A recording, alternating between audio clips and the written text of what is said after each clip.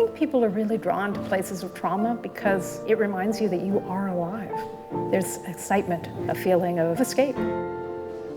If I do it right, you see this person walking into the trap, and you see the trap sprung, and then you feel the thrill and the horror of it, almost as if it was real, and then you walk away.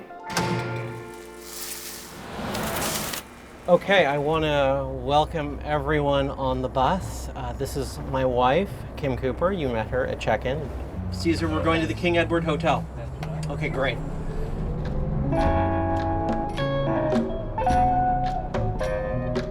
So we have a series of tours in different buckets. California culture, AKA architecture, literary Los Angeles. And the largest bucket would be the bucket filled with crime. It's full of blood and gore and teeth and so forth. I'm not a true crime person.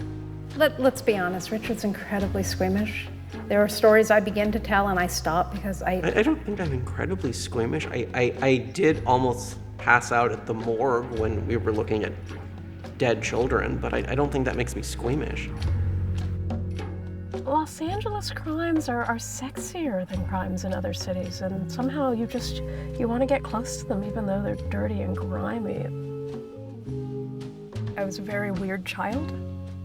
I didn't understand people at all. All I did was read. And somehow through reading about murder, I started to figure out human motivation.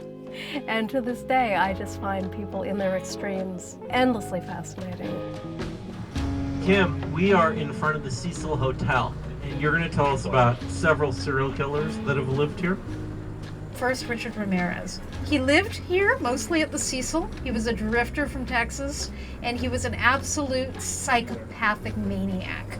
You're actually going to see the alleyway, which is the back entrance to the Cecil, and he would apparently just go up the back stairs semi-naked and bloodied, and this was the kind of neighborhood where no one noticed that. We have to get to Jack Unterweger, who's also stayed at this hotel. I believe that the reason he stayed here was an emulation of Richard Ramirez, because why would a man traveling from Austria come to Los Angeles and end up in this dump? This is him arriving at LAX. So the next time someone hands you their camera and says, "Would you take my picture?" Imagine it could be a serial killer.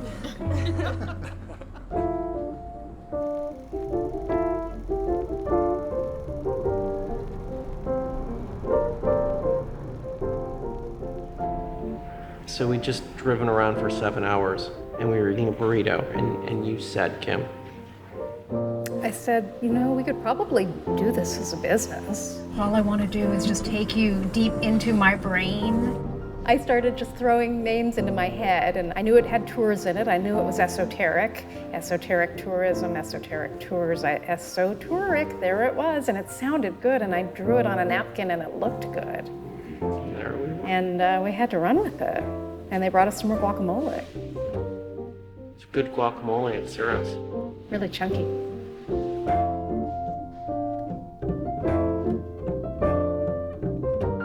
We met at UC Santa Cruz, and I just hated you. Well, we never actually spoke. I mean, we passed each other. I hated, right, I was just like, ugh. We had this visceral and joint reaction. I hated the sight of him. I especially hated the way that he bicycled. And he wore this headgear, which I thought was a Tweedledee cap. He says it's a cricket cap. I have it. It's in one of my dresser drawers. it's the tiniest little thing. I don't know how it ever fit on his skull, but somehow he jammed his head in this thing. And I would just look at him, feel this rising ire, and say, who is this Brideshead Revisited twerp? I hate Brideshead Revisited. I know, but I didn't know. We never saw each other for 18 years. I would hear his name and think, I I remember that person with that hat. But in the context of going to a hobo party, putting on a pair of hickory striped overalls, there we were. And my brain said, no, you hate this guy. And then my brain said, no, I used to hate this guy. Oh, that's interesting. But then he redeemed himself. He said, do you want to see a really great trailer park? You liked me. Well, yeah, I mean, you showed me something about Los Angeles I didn't know. But you liked me. And you were nice. And you weren't wearing that hat. We're going to go into the King Edward Hotel, 1912. We're going to go into the Rosslyn Hotel Annex, 1923. 1906. The King Edward's 1906. Thank you, darling. It is. Same year as the Alexandra. Okay. One of these great side effects of the true crime tours is really an immersion in these neighborhoods that are very delicate. I want to remind people what is great about Los Angeles.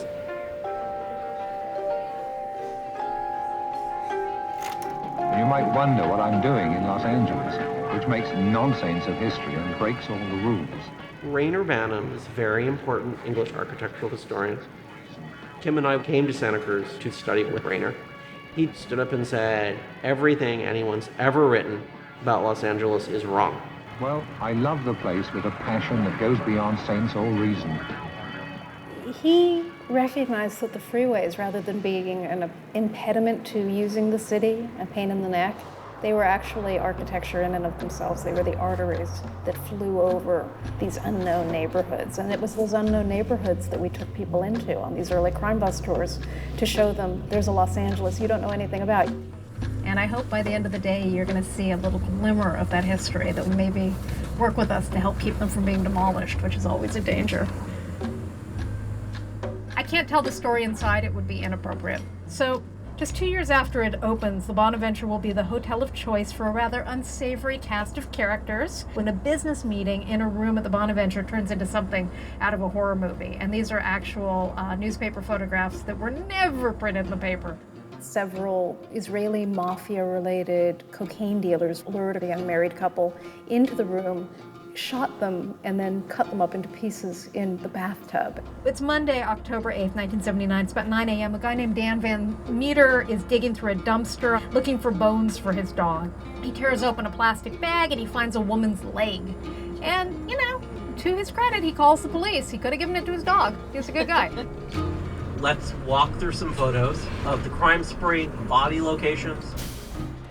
They opened up this skylight, which was closed in 1942. I have this as a speakeasy during Prohibition. We go into all these different spaces all over the city, and we're raising awareness of how important they are. So for instance, Kim, the tamale. Let me just be perfectly clear. It is a giant tamale on Whittier Boulevard. The tamale is threatened with tear down. We start kicking and screaming. We are in unincorporated East Los Angeles. There's no preservation ordinances. And then what happens? The county passed a landmarking ordinance. The development is out of control in the city. If you don't immediately leap into action and try to preserve something, it'll just be gone.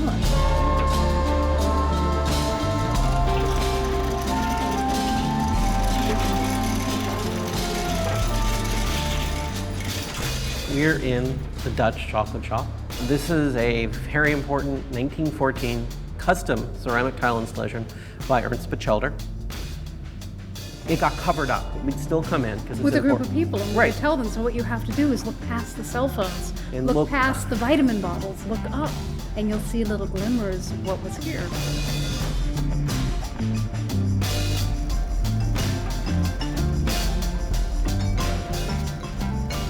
One day, 40 of us just walked back, and it's what you see. We illuminated a mural, and Yeah. everyone gasped. Right, and we everyone's stood like- there like we were at a Led Zeppelin concert with our lights in the air.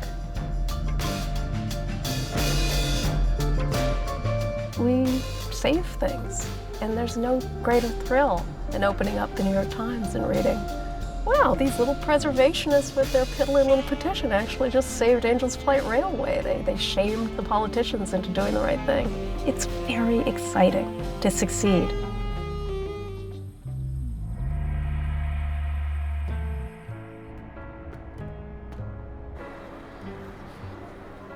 I don't think we're gonna write too many more tours. Do you? No. I mean, we have 15, and it's like, I don't know. There's only two of us. There's only so many Saturdays. November of 1964, Vaughn Greenwood commits his first crime. He finds an alcoholic drifter, and quiet as a mouse, he slashes this poor man's throat, and he poses him on the steps of the library. I really feel like I know these people, and I can almost channel their experiences. When I stand in the places where they were, when I look at the last things they saw, I can speak for them. And when I finish, I look out over the people in the bus, And they're there with them. They know this lost soul. December 11th, Arthur Dahlstad, 54, killed outside. We can't understand who we are without knowing where we come from. And so I think all young Angelenos should have as much of an opportunity to understand their history. In Los Angeles, we're creatures of habit. You know, you stick to your place. To go out and truly explore, you have to be a little brave. And it's easy to be brave in a nice big bus with 40 friends.